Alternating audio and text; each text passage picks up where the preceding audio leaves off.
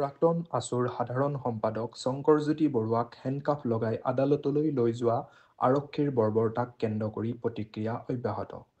বীৰলাচি থানাৰ কেন্দ্ৰীয় সমিতিৰ সাংগঠনিক সচিব শৃংখল চলিহাৰ প্ৰতিক্ৰিয়া। অনা অসমীয়া মহিলাগৰাকীয়ে অসমীয়াসকলে ফ্ৰী খানা খাই বুলি কৰা মন্তব্যৰ বাবে তাই কোন তেনেকৈ ক'বলৈ ক'ত সাহস পালে বুলি প্ৰশ্ন কৰি অতি শীঘ্ৰে আটক কৰিবলৈ দাবী জনাইছে শৃংখল চলিহাই আৰক্ষী প্ৰশাসনক। শিৱসাগৰৰ পৰা আমিনুৰ ৰহমান, NDS।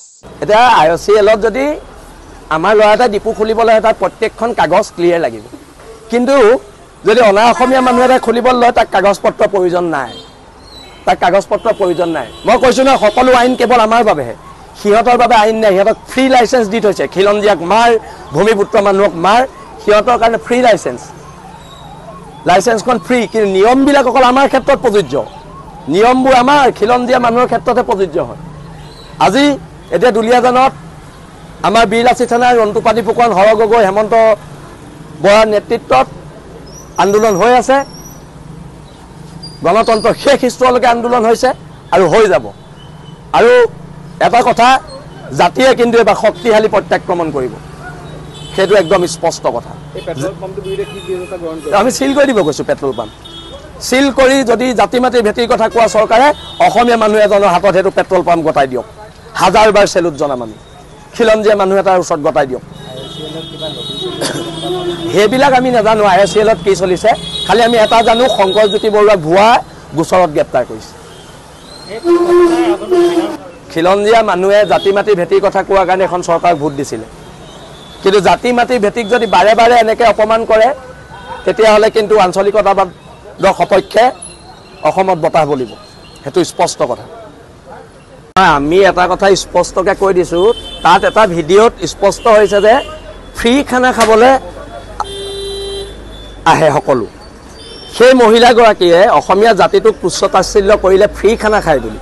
এতিয়া চৰকাৰে তাইক জেলত ফ্ৰী ভাত খুৱাবনে নোখুৱাই তাক লৈ আমাৰ প্ৰশ্ন আছে, আৰু তাইক গ্ৰেপ্তাৰ কৰিব লাগিব। তাই বাপেকৰ অসম নেকি এখন? তাই আমাৰ জাতিক তুচ্ছ-তাচ্ছিল্য কৰিব।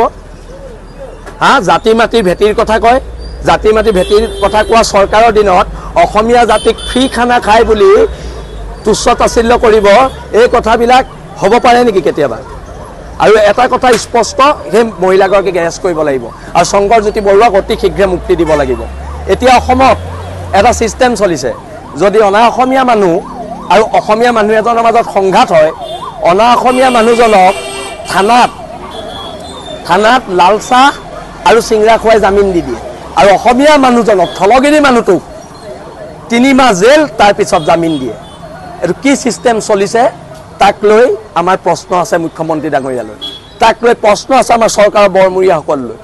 আৰু শংকৰজ্যোতিৰ বৰুৱাৰ মাত্ৰ এইটো এটা ঘটনা নহয়, আমিও ভুক্তভোগী, হাজাৰ হাজাৰ ল'ৰা ভুক্তভোগী। কিমান ল'ৰাক অনা অসমীয়া মানুহে মাৰিছে, তাৰপিছত জেলত ভৰাই দিছে। আৰু যিকেইজন পুলিচ বিষয়াই অসমীয়া ল'ৰাবোৰক, নিজৰ ল'ৰাবোৰক জেলত ভৰাই আছে, মই আপোনালোকলৈ এটা অনুৰোধ কৰিছোঁ, যেতিয়া আপোনালোক ৰিটায়াৰ হ'ব তাৰপিছত যদি আপোনালোকৰ ল'ৰা ছোৱালীৰ ওপৰত আক্ৰমণ হয়, তেতিয়া কিন্তু আপোনালোক বীৰলাচি থানা নামৰ এই সত্তাটোৰ ওচৰলৈ আহিব লাগিব। কোনো অনা অসমীয়া মানুহ, কোনো চৰকাৰৰ বৰমূৰীয়া মানুহে আপোনালোকক সহায় নকৰে। সেইকাৰণে আত্মসন্মানেৰে কাম কৰিবলৈ আপোনালোকক আমি অনুৰোধ জনাইছোঁ।